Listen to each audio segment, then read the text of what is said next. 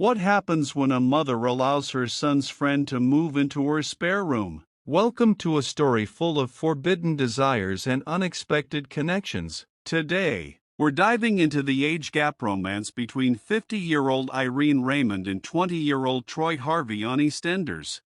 Our story begins in the lively community of Albert Square. Irene Raymond is a well-known figure here, running a local pub with her husband, Terry. She's recently reconnected with her children after a long time apart, and life seems pretty settled, but things are about to get interesting. Enter Troy Harvey, a young and charming man who arrives in Albert Square out of the blue. Troy is an old-school friend of Irene's son, Tony. When he finds out Tony is now living abroad, Troy has nowhere to go. Irene, seeing that he's in a tough spot, offers him a place to stay in Tony's old room. Her husband, Terry, isn't too happy about this, but Troy moves in anyway.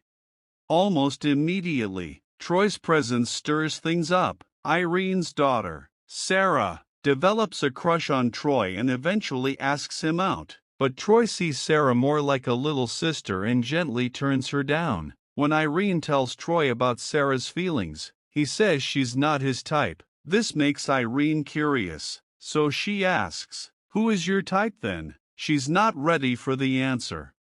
As Troy settles into the house, the chemistry between him and Irene starts to grow. Despite their 30-year age gap, there's a clear connection. Troy admires Irene's strength and wisdom, and Irene is drawn to Troy's youthful energy and charm. This unexpected attraction makes Irene feel excited but also scared. After Sarah leaves home to start university, the dynamics in the house shift dramatically. Irene, her husband Terry, and Troy are left in the house together, and over the next few weeks, the chemistry between Irene and Troy begins to intensify. Troy, noticing Irene's growing tension and stress, offers to give her a massage. The simple act of kindness quickly turns into something more. As Troy's hands work on her shoulders, he takes the chance to make the first move. "How does that feel?" he asks softly. Irene, caught off guard, responds, "Lovely, Troy, just lovely." The intimate moment escalates when Troy comments on her smooth skin. Irene, shocked by the encounter, pulls away, feeling a mix of confusion and excitement.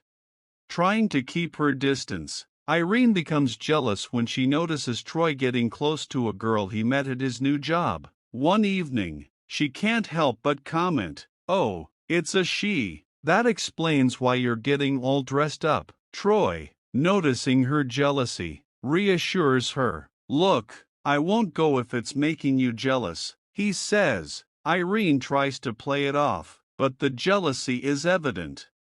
Irene starts reflecting on her life with Terry, realizing how dull it has become. Terry prefers staying in and watching TV over going out, which frustrates Irene. One evening, knowing that Troy will be at a 70s-themed party, she sabotages her quiet night in, convincing Terry to go. "Maybe we could go to that 60s thing," she suggests. Terry, uninterested, declines. Seizing the opportunity, Irene decides to go alone. At the party, Irene and Troy dance closely, the strong sexual tension between them becoming more evident. Despite this, Irene initially does not reciprocate Troy's feelings. This leads Troy to consider moving out of the house. He tells Irene, "I just thought I'd tell you. I'm thinking about moving on." Irene, devastated, tries to convince him to stay. "Don't go, Troy," she pleads.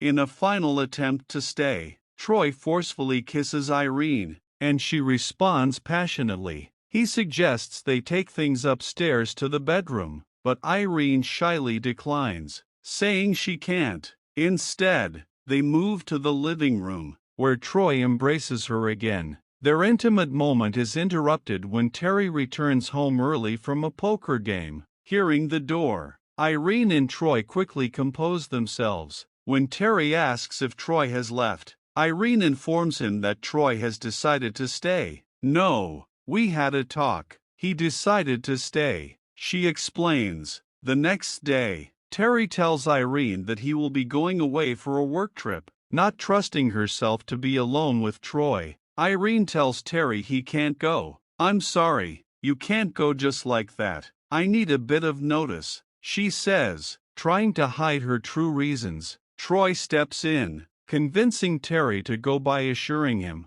"Don't worry, Terry, I'll keep her company."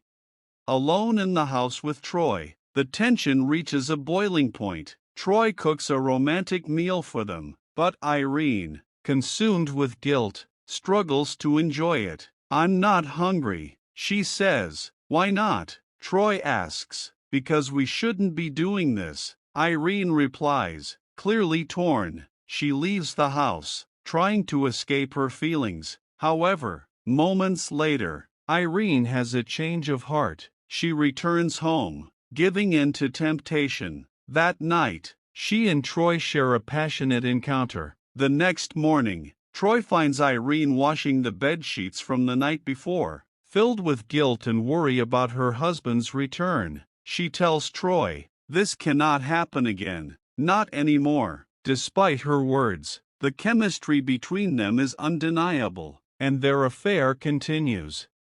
This marks a turning point in their relationship. The secret moments they share are filled with excitement and danger, adding to the intensity of their forbidden romance. Irene wrestles with guilt while trying to maintain a facade of normalcy with Terry, but the passion she feels for Troy is too strong to ignore. The stage is set for more drama and heartache as their story unfolds.